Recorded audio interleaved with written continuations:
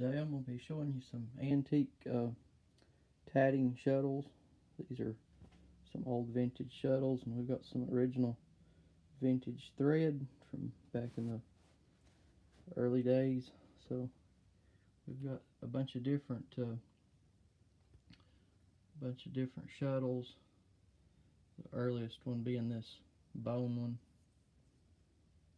You can see they put a small piece of bone inside of it, and they've used, looks like a thin type of bone for the outside, and then they put brass pins in it.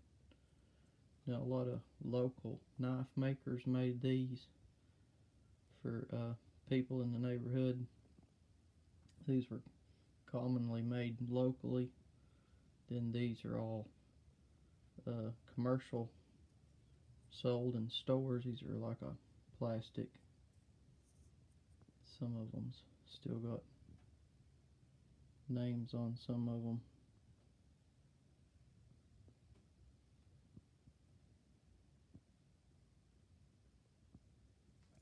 But there's a bunch of different sizes of them. This seems to be a pretty common size here. And you got some of these larger ones. It's made out of a plastic block. And then you got a really large one. Then later they started making these metal ones with a bobbin inside of them. And they got just a little bobbin, like a sewing machine bobbin inside of it, and it just snaps out. You just push it and it pops out the side.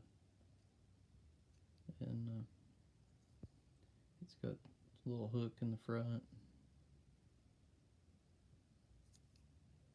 But you can still see that they were still making them. They just had changed the design by the time they got up to these. And these are probably the earliest, and then those. Some of these, the earliest thread, they were using these pure silk threads to make it out of. There's a lot of different companies making different types of silks for it. And your later ones started becoming little small bobbins of spools of thread. They started out getting smaller, and it came down to these plastic bobbins, little bobbin spools. And then I was making a lot of cottons also to work with it. It was a softer cotton. A lot of these started appearing in some of it, but all these are kind of like a little time capsule that somebody had collected up. This big, large one is probably the most interesting one. Never seen one that large, but somebody had a pretty good collection of them back in the day. And sometimes you can still find these together. Sometimes you can still find some of the original thread they was doing it with, the pure silk. But this is probably the one that a lot of people likes to see the most, is the bone ones that was made by a lot of knife makers and local people that was making these back in the day. This one's got a chip on the end of it. Someone was still using it.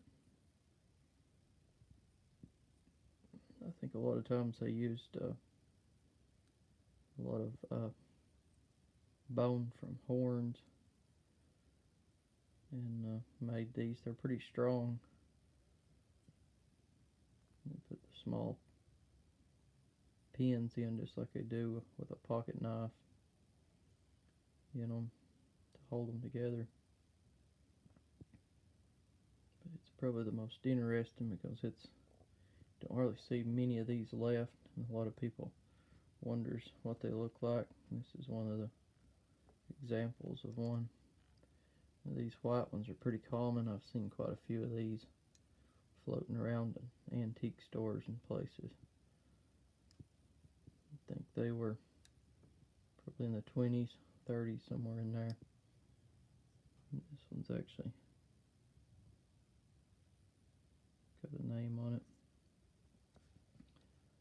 But they also made papers that showed different styles of tatting that was made by the thread companies to sell their thread.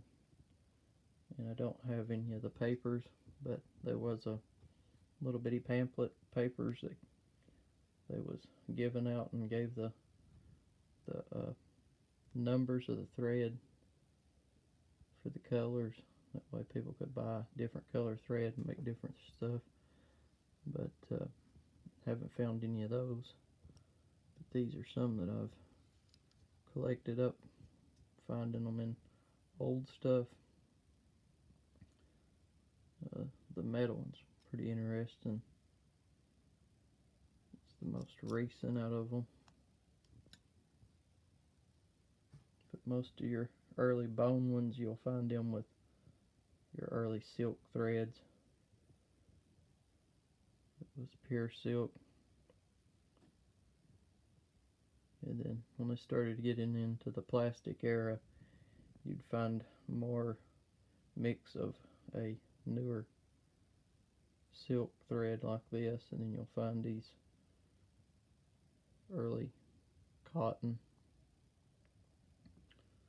But usually these are usually found together. You usually find the thread that they was working with them. You find a lot of these in old cabinets and drawers and pieces of old furniture and stuff. So if anybody's found any of these and wondering what they are, that's what they are. They make this little tiny lace with it. This is just one small collection that I've picked up from finding them inside stuff. But a lot of these silk thread was used for making the silk lace. They also used it for buttonholes. Some of it was advertised as buttonhole silk. There's one, buttonhole silk, for sewing buttonholes. But no, they also used it on these. So it was a multi-purpose thread back then. Yeah, you can see they've still got the prices on them from back in the day. You can date them from the price that they've got on them. Some of them's got the price on them. You can see the older ones has early prices on them. The earliest ones has the cheapest prices on them. So a lot of these are a little bit newer. These are here 40s, 50s, 60s probably. These up here is later on. But a lot of people finds these and stuff and don't know what they are, but that's what they are. It's a trend that's slowly coming back. Some people still starting to learn how to do it again. But these are pretty cool little pieces of history. It's an old-fashioned, before sewing machines and lace started being made differently. It was all done by hand. So if you find any of this stuff, it all goes together. And it's a cool little souvenir from the past if you find it.